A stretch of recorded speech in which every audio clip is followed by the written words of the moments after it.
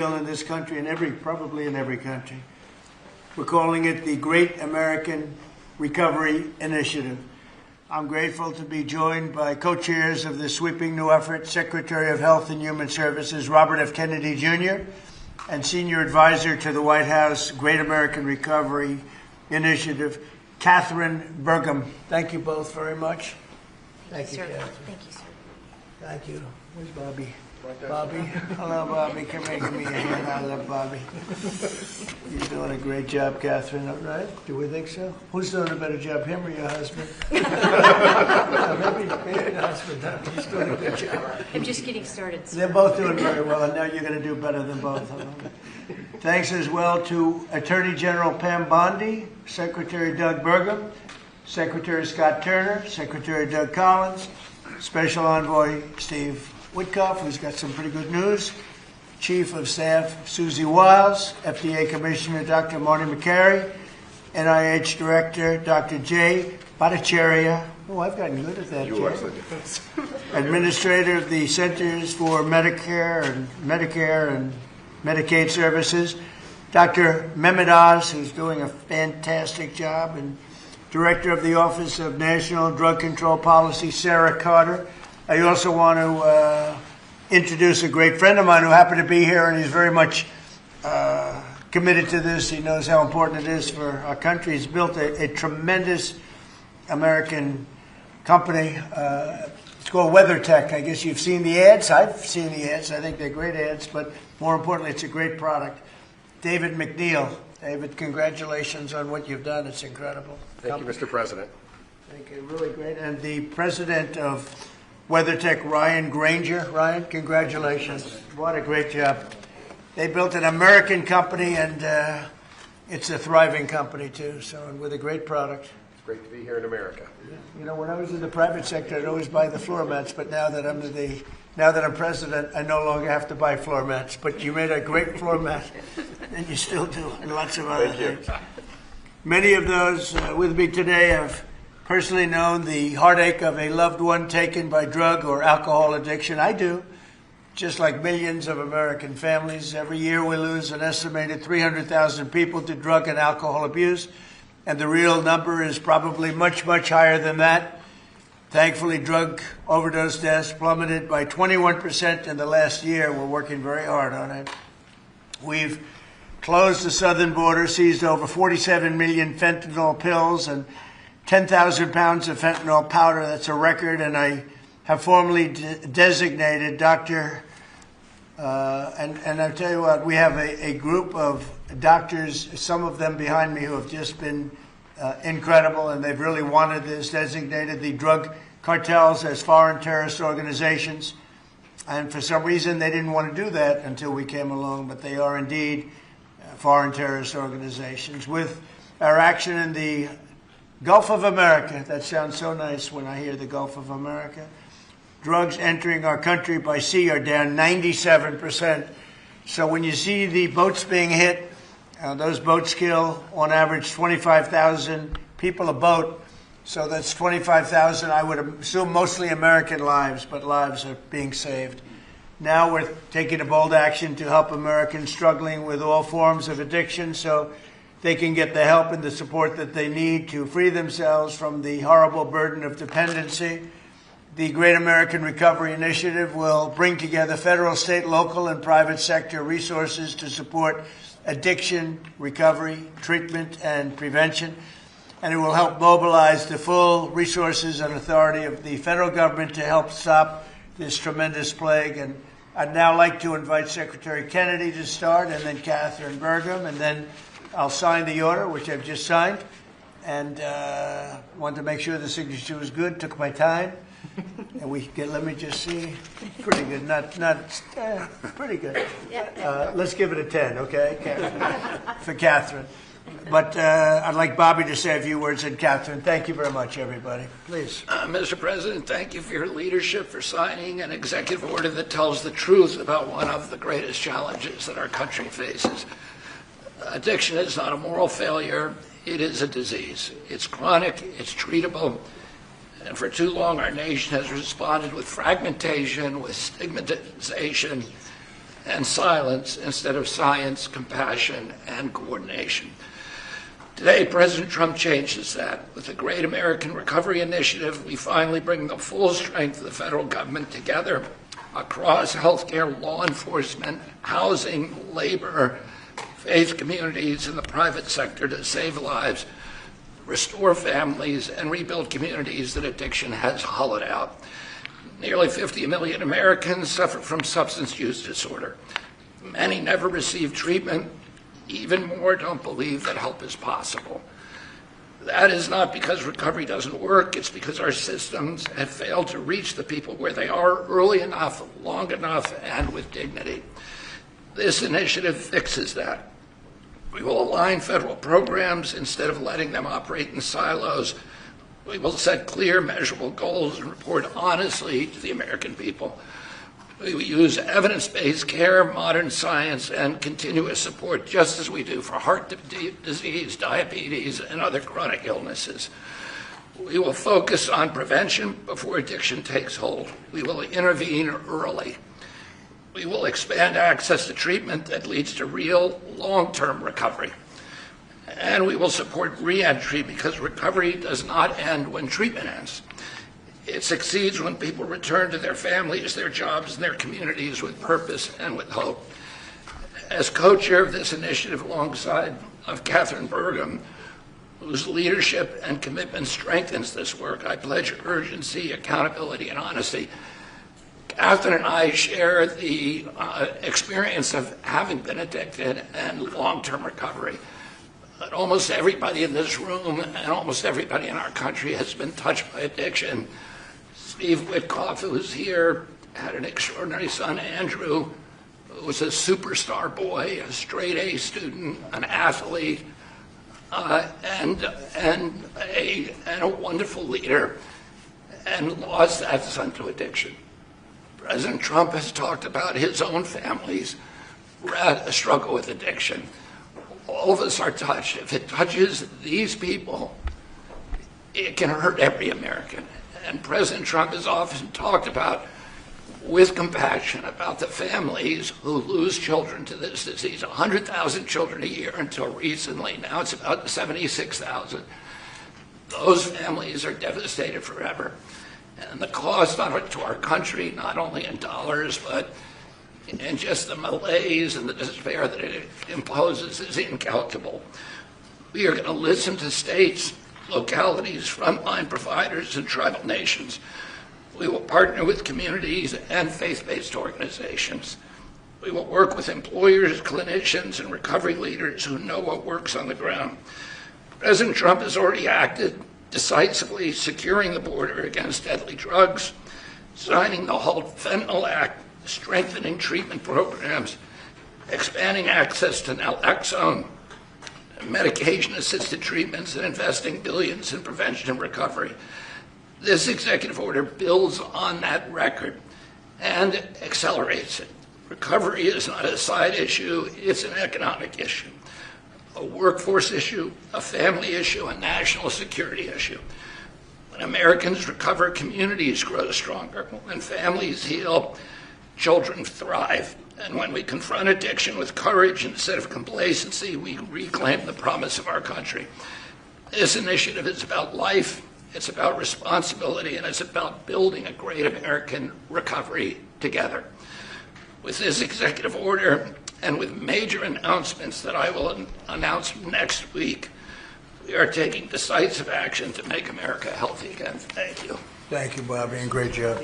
And you're doing a fantastic job. He's doing a fantastic job. And I saw his wife yesterday, and she confirmed that he's doing a fantastic job. So she's on your side. You know that. She's great.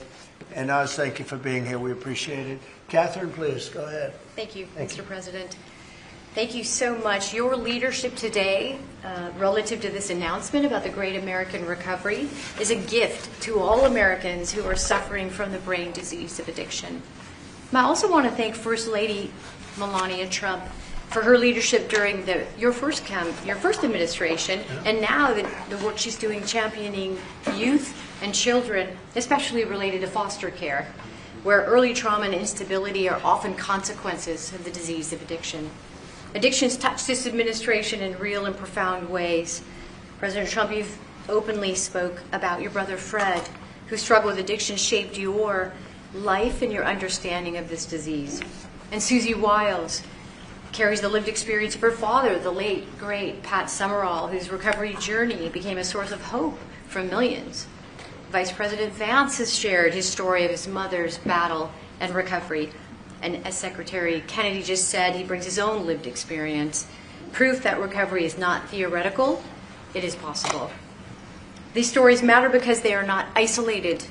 They reflect the reality of the over 190 million Americans, that's half our nation, who are impacted in some way by the disease of addiction. And I am one of them. I started drinking in high school, and I was a blackout drinker from the start. For 20 years I struggled, relapsing constantly starting over, constantly trying to stay sober and failing.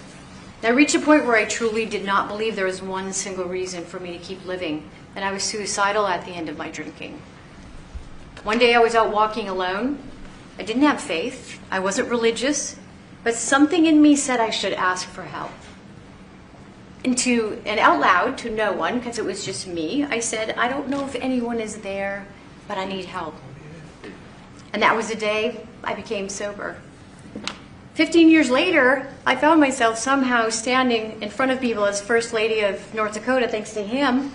But I was asking people to share their stories openly about addiction so we could eliminate the shame and stigma, so more people would reach out for help and more lives could be saved.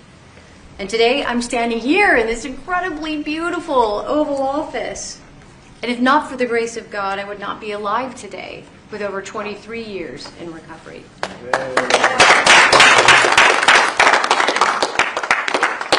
That's why I'm here, and my message is simple: never give up hope for recovery. Mr. President, I also want to thank you for allowing me to stand here with you today. I was in this building in 2017 when the administration announced the national response to the opioid crisis. And nearly a decade later, the crisis remains, and in many ways it has grown worse. Not because we lacked compassion, not because we lack effort, but because we never fully aligned our system with the truth. Addiction is not a moral failure. It is not a character flaw, and it's not simply a behavioral issue. Addiction is a lifelong, chronic, relapsing medical disease as real as diabetes, cancer, and heart disease. And when we fail to treat it as such, we don't treat the disease, and we pay mightily for the consequences. Emergency rooms, jails, foster care, overdose deaths, and broken families. The Great American Recovery changes that. This initiative represents a fundamental shift from reaction to prevention, from fragmentation to coordination, from stigma to science, from short-term fixes to long-term recovery. And for the first time, we're aligning federal leadership across health, justice, labor, housing, veterans, social services, the faith office, and education around one single shared truth. When addiction is treated early and correctly, people recover and families heal. Addiction is a generational disease, and if we don't treat it properly, it repeats from parent to child, from community to community. And when we treat it like a lifelong condition, the condition that it is, we stop that cycle. We save lives, we restore families, we rebuild communities, we return people to dignity, purpose, and productivity. Mr. President, thank you for seeing this moment clearly. With your leadership and the Great American Recovery Initiative, we're establishing a new framework and a new national response to the disease of addiction, including treatment and care that parallels other chronic diseases. With this framework and treatment, recovery is not the exception, it is the expectation. Thank you. Thank you, Johnny.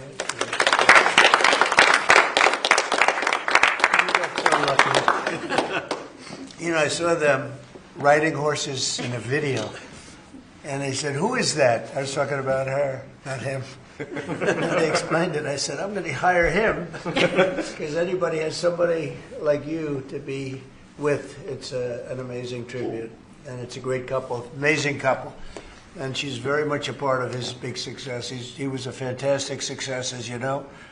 having been one of the most successful business people. And I saw him campaigning, a great governor, two-term governor. He did a fantastic job, North Dakota. And he's done a great job, and I'll tell you what, Catherine's a very big part of it. I see it. It's just really one of the fantastic couples. So I appreciate it. What a beautiful job you've just done.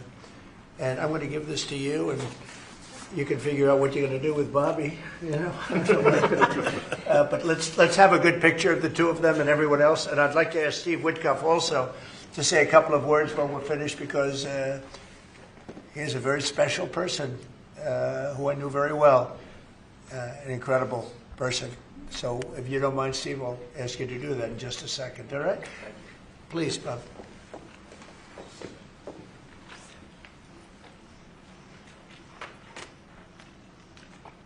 Okay. Thank you very much, Catherine. Thank you very much. Thank you. Great job. Thank you so much. Steve, please. The president is doing the same thing to me now that he did to me in 2017. Do you remember, Catherine? Yeah, we were sitting next to each other. Yeah. Yes. So I want to tell the story about this. So I came to the opioid conference, and the president did not know I was coming because I was invited by the First Lady. And he leaned over, saw me in the aisle, and he looked at me and he said, "Steve," and then he realized why I was there, because I had lost my son Andrew, and the president was an incredible friend when I lost him. I lived in his building at 502 Park Avenue, and I remember when him and the First Lady came, and I talked about this all the time.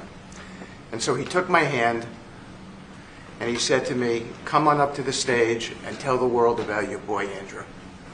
And of course, that was, something that was really meaningful to me, but, and I got through it. And I talk about it all the time. I talked about it on the campaign trail and so forth. He is a very special man. And he's begun and led the fight against opioid addiction and alcoholism. And Catherine, I feel like we sort of bonded from that day. And it's just my blessing to work for you, sir. He's a special guy.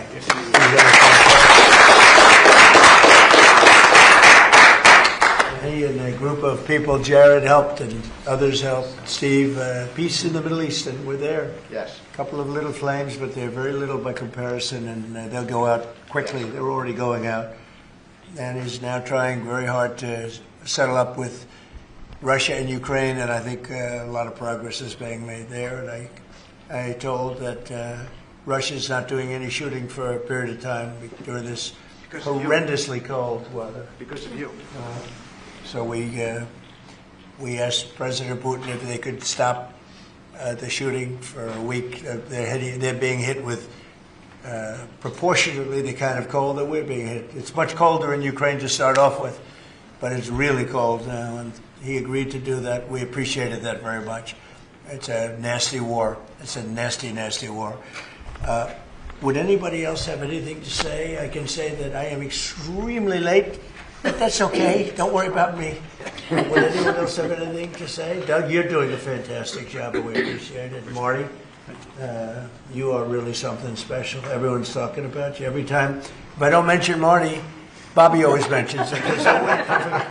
So we have a great team. Jay, great. Marty, great. Do you guys want to say something? Thank you. Thank you. Well, historically, with addiction, the entire society has always been reactionary. And that's been the story of healthcare. But at the FDA, we are looking into incredible cutting-edge therapeutics, and we are being proactive, giving them vouchers when we see something that's promising to get an approval as quick as weeks in an era of a 10 to 12-year approval time.